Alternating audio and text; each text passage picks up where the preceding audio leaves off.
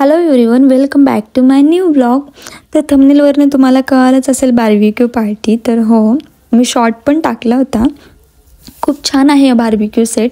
मला पप्पांनी लग्नाच्या वेळेस दिलं होतं घेऊन. तर खूप दिवसानंतर त्याचा वेळ आला आहे बनवायचा. वर्ष झालं आहे म्हणलं बनवू पण काही टाईम नाही भेटला. थंडी पण सुरू झाली तर खूप छान वाटतं. तर मी एक कांदा, एक लिंबू घेतला आहे. कांद्याचे छोटे छोटे तुकडे करून घेतले आणि अर्धा किलो चिकन घेतलेलं आहे. ते स्वच्छ 2 पाण्याने धुवून घेतलं. आणि ही अद्रक लसूण पेस्ट म्हणजे एक पॅकेट घ्यायचं अर्धा किलोसाठी. मी घरी नाही बनवलं, घरी वेळ नव्हता, बाहेरूनच आणलं. तर एक पॅकेट टाकून घ्यायचं अद्रक लसूण पेस्टचा. आणि जो हा मसाला आहे खूप छान आहे अलिजाचा, तो पण तुम्ही नक्की ट्राय करा. तो टाकला. तो 1 किलोसाठी आहे, पण मग आपला अर्धा किलो चिकन होतं तर मी अर्धाच पॅक टाकून घेतला. नंतर एक जीव करायचं चिकनला, जोपर्यंत पीसला पूर्ण मसाला लागत नाही, कारण जोपर्यंत पीस चांगलं होत नाही तर टेस्ट पण लागत नाही. त्यानंतर मी लिंबू टाकलं अर्धं आणि अजून एकत्र करून घेतलं. तर लिंबू टाकायचं, खूप छान लागतं. आणि 10 मिनटासाठी फ्रीजमध्ये ठेवलं.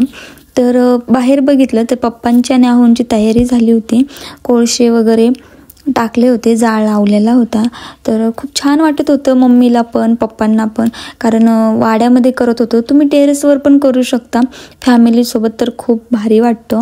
तर मी ते एक पीस लावून घेत होते कांद्याला. आणि मम्मीला तर एकदम भारी वाटत होतं की शेकोटी वगैरे, थंडीचे दिवस आहे, मम्मी पण तिथे येऊन बसली बघायला. आणि मला पण खूप छान वाटत होतं ते बनवायला. तर मी ते सगळं असं बनवून तिथे ठेवले. वास तर एवढा भारी येत होता, असं वाटत होतं की लगेच खावा. तुम्ही पण नक्की ट्राय करा तुमच्या फॅमिलीसोबत, छान लागते. तुम्हाला जर हा व्लॉग आवडला असेल तर लाईक करा, कमेंट करा, सबस्क्राईब करा आणि शेअर पण करा. आणि तुम्ही नक्की ट्राय करून बघा हे. त्यानंतर मी हे पूर्ण काढलं खाण्यासाठी. तर खूप यम्मी लागत होतं, खूप टेस्टी. पप्पाला, मम्मीला आणि आहोंना पण खूप जास्त आवडलं. सो तुम्ही पण तुमच्या फॅमिलीसोबत ट्राय करा. रेसिपी आवडली असेल तर लाईक करा, कमेंट करा. आणि नेक्स्ट रेसिपी मी कशावर बनवू ते पण मला कमेंटमध्ये सांगा. बाय.